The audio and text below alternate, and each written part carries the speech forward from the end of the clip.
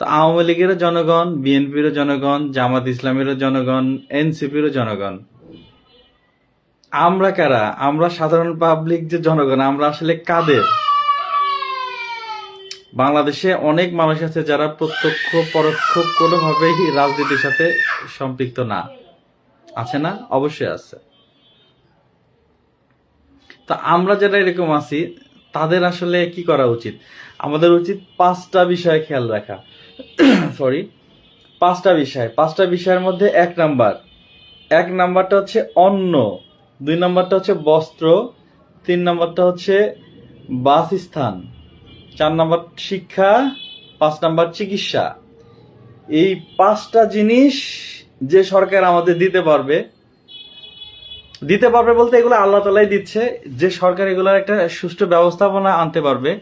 আমরা আসলে এইরকম মানুষকে চাই। কি আমি কি কথা ভুল বললাম?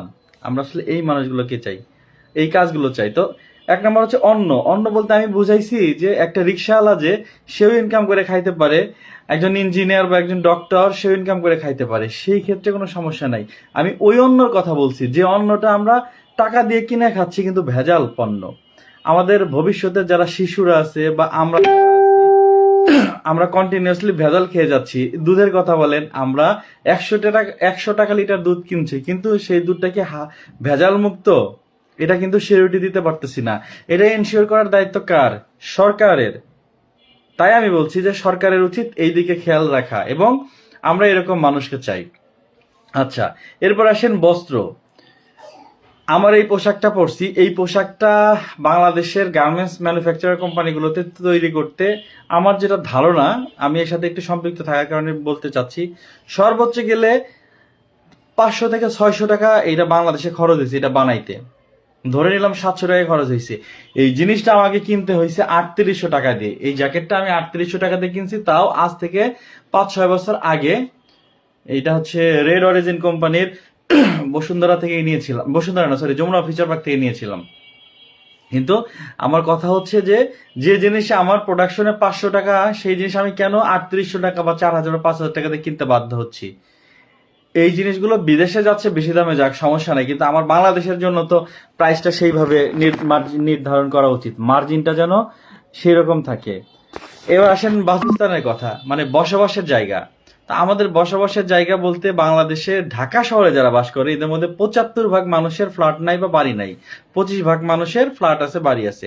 বাকি 75% মানুষ যে তার বসবাসের যে জায়গাটা, সেই জায়গায় কত বেশি গুণ টাকা দিয়ে ভাড়া থাকতে হয়, এইদিকে কে নজর দিচ্ছে? কেউ দিচ্ছে না।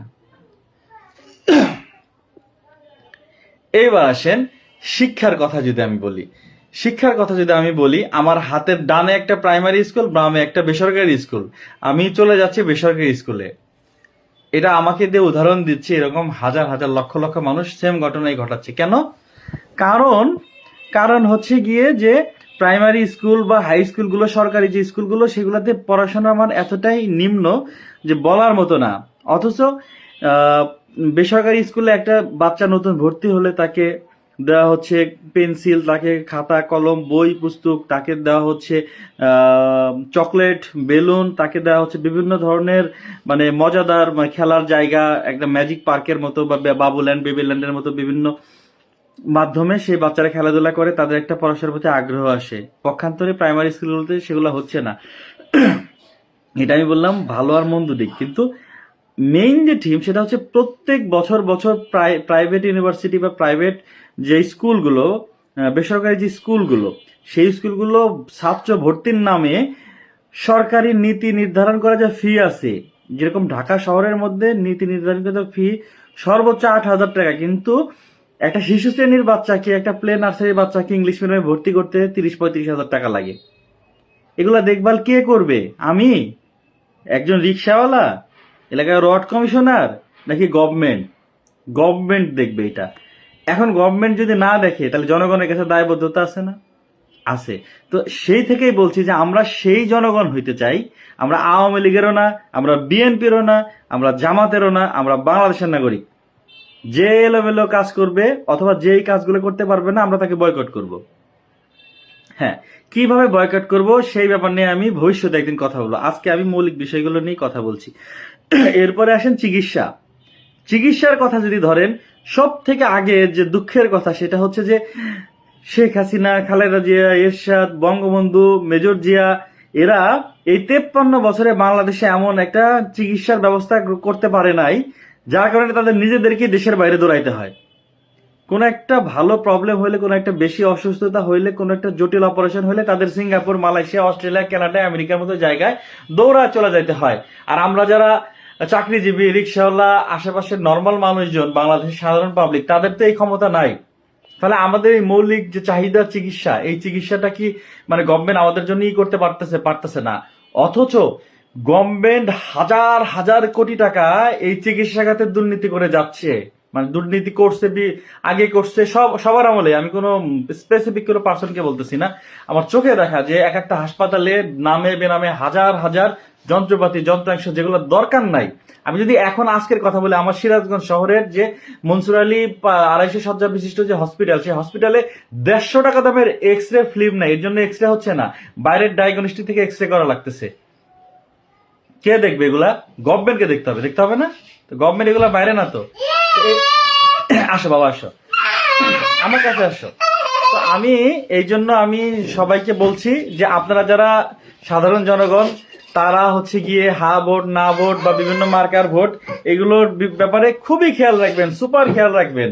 কারণ যা আমাদের সাথে ঘটায় বা ঘটাচ্ছে সবই প্রতারণা। রাজনৈতিক দলের যারা নেতা নেতৃবৃন্দ আছেন, এদের কাজকে, হ্যাঁ আসো বাবা, আসো, ধরো আমি তোমাকে নিচ্ছি। সরি, আমার বাচ্চারা একটু ডিস্টার্ব করতেছে। আসো বাবা, আসো, সালাম দিয়ে দাও, বলো আসসালামু আলাইকুম। তুমি সালাম দাও। ও বলেছো, আচ্ছা বলেছে। তো রাজনৈতিক ব্যক্তিত্বরা যা করতেছে সেটা হচ্ছে গিয়ে তারা আমাদের নামের, আমরা হচ্ছে একটা গাধা, আর এই গাধার নামের উপর ভাঙ্গায় তারা সব করতেছে। কোন একটা আন্দোলন তাদের নিজেদের স্বার্থে করতেছে, বলতেছে জনগণের ম্যান্ডেট নিয়ে করতেছি, জনগণের স্বার্থ নিয়ে করতেছি। যে যা করতেছে তাদের একটাই কথা, জনগণকে ভালোবেসে। এই দেখেন মোবাইল ব্যবসায়ীরা এটা নিয়ে আন্দোলন সংগ্রাম করতেছে, তাতেও নাকি জনগণের স্বার্থে। আরে জনগণ তো রাস্তায় নামে নাই, তোমরা ব্যবসায়ীরা রাস্তায় আনতেছে কেন? মানে আমি এটাই বলতে চাচ্ছি এবং বোঝাইতে চাচ্ছি যে সামনের নির্বাচনে আপনাদের এই জিনিসগুলো মাথায় রেখে আপনারা নির্বাচনে অংশগ্রহণ করবেন এবং যারা প্রার্থী আছেন তাদের ভোট দিবেন। এরপরে হা ভোট না ভোট আছে, এগুলো সম্পূর্ণ আপনার ব্যক্তিগত, যেটাকে আপনি ভালো মনে করবেন সেটাই করবেন। তবে খেয়াল রাখবেন প্রত্যেকটা এলাকায় যেন সিন্ডিকেটটা ভেঙে যায় এবং জনগণের যেন ম্যান্ডেট নিয়ে যে গভর্নমেন্টে আসে কাজ করতে বাধ্য হয়। তারা কাজ করবে, আমরা আশা করছি না আমরা তাদেরকে খরচ করতে বাধ্য করাবো। আমার ছেলেমেয়েরা আমাকে খুবই ডিস্টার্ব করছে। তো সবাই ভালো থাকবেন। আমার এই ভিডিওটা ভালো লাগলে অবশ্যই শেয়ার করে দিবেন এবং সারা বাংলাদেশের মানুষের কাছে, জনগণের কাছে পৌঁছায় দিবেন। ধন্যবাদ। আসসালামু আলাইকুম। টাটা দিয়ে দাও, টাটা দিয়ে দাও, টাটা। হ্যাঁ টাটা, ঠিক আছে।